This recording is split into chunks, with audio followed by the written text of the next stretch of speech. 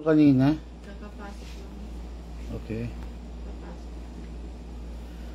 Grabe. Ito sir, 100% never mo ma-experience dito yung hindi nag-open bolt. 100% yan.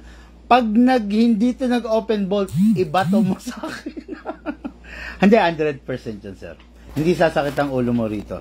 Sa totoo lang, itong mga high-capa na to, may mga T-Rex, I-Rex, hindi sa paninira. Topakin yan.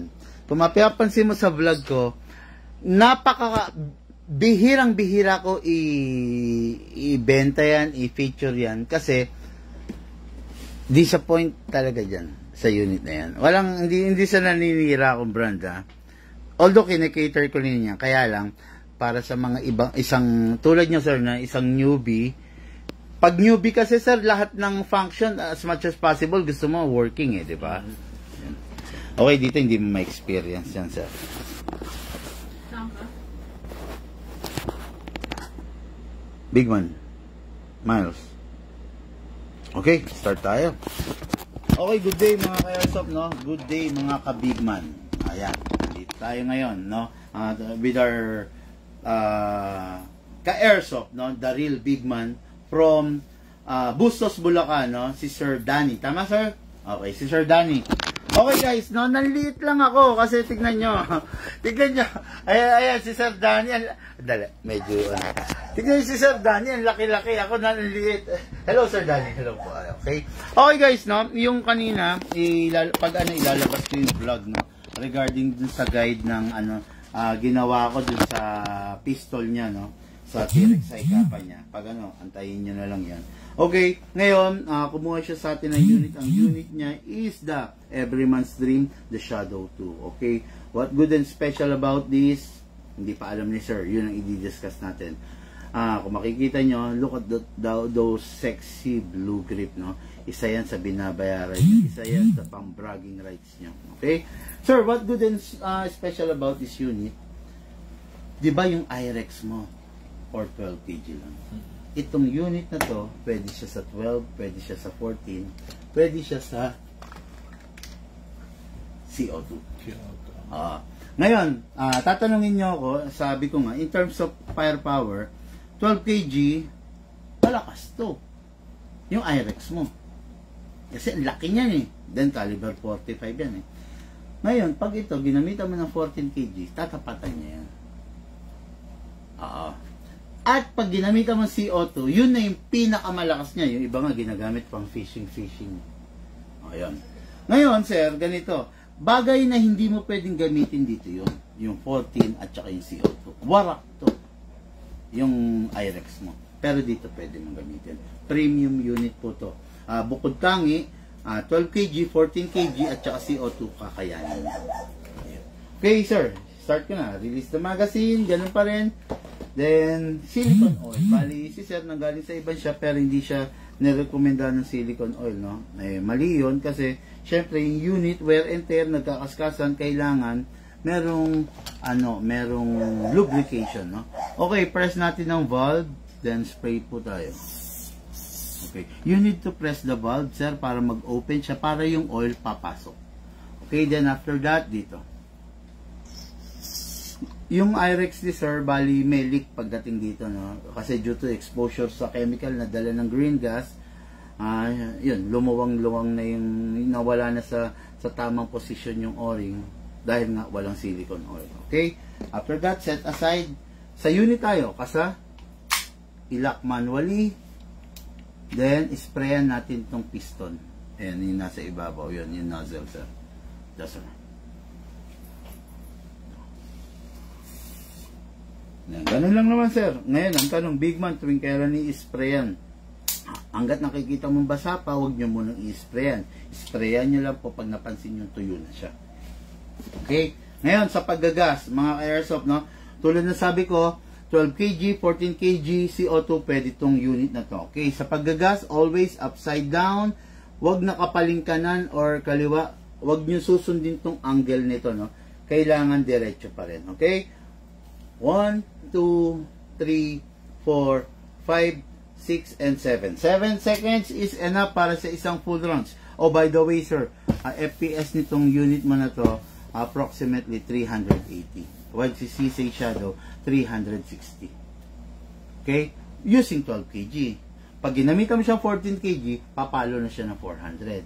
Pag ginamitan mo ng CO2, plus 100 agad yun. Malakas kasi talaga si CO2. Yun nga lang, sir, medyo high maintenance. Kasi, niload mo to. Isang ganito, good for 30 to 40 shots lang.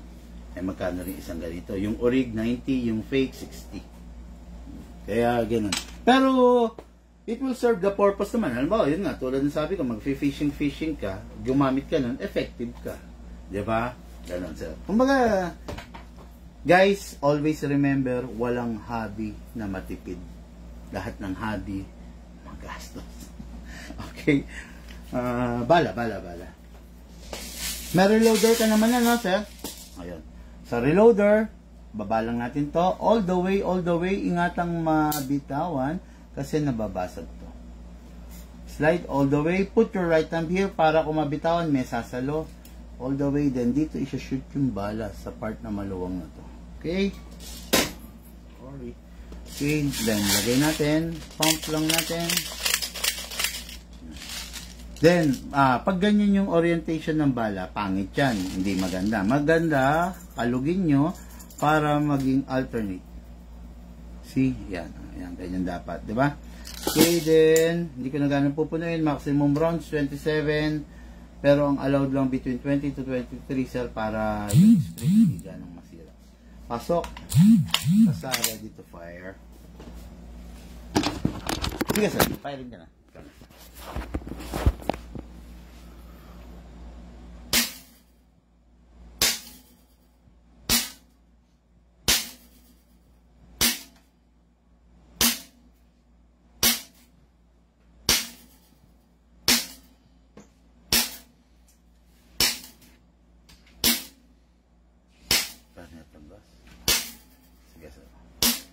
Open bolt.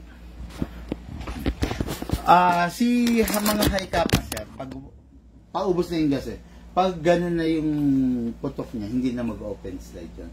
Kasi hindi niya na kayang itulak yung slide. Pag may nanahangin. Yes, sir. Ngayon, si CZ, walang experience na gano'n kasi kung mapapansin mo yung slide niya, ito lang, ang liit lang, di ba? Kaya nga, nakakagulat to Sa totoo lang, yung firepower, halos parehas lang sila ng mga high kappa. Pero parang pag pinuputok mo, parang mahina siya. Akala mo lang yun. Subukan mo saluhin yung bala. Diba? Kapantay rin niya. Kaya lang, kung mapapansin nga ninyo, ang laki ng slide ng mga high kappa. Tignan ito. Pakita ko lang. Paano ba? Pakita ko na ha. Tignan nyo naman guys, no? Tignan nyo kung gaano kalaki yung slide ng high kappa.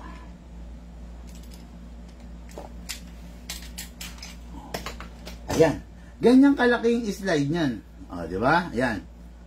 Tingnan nyo naman, compare nyo sa slide ni Shadow. Ayan lang, Yan lang ibabaw na yan na nakapatong, Kaya kung mapapansin nyo, parang ang hina lang ng recoil niya. Pero dun siya naging effective sa mahinang recoil. Kaya every shot mo, hindi mo kailangan mag-refocus. Pag nag-caliber 45 ka naman, every shot mo, kailangan mo mag-refocus kasi nga, napakalakas ng recoil.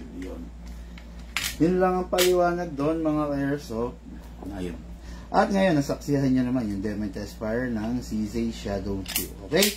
Tomorrow, nasa south ako lilibutin ko na naman ang buong Laguna. Santa Cruz, Laguna, San Pedro, Laguna, then Dolores, Quezon, tapos San Pablo, Laguna. Yun, basta, lilibutin natin ang buong Laguna tomorrow, no? Join me on my journey to South tomorrow. Yung gusto magpabook kayo para madaanan ko kayo. Diyan tayo magkita-kita. Okay? Ngayon, ang unit ng ating ka-airsoft na si Sir Manny of Bustos. Danny, sorry. Of Bustos, Bulacan. Ngayon, the CZ Shadow. Okay guys, thank you and have a blessed day. Oh, by the way, lifetime service warranty sa ating unit. Yan, naipaliwanag ko na kay sir kung ano yung part ng lifetime service warranty. Basta hassle-free pag sa atin, no? Okay, thank you and have a blessed day to all. Bigyan mo nga heart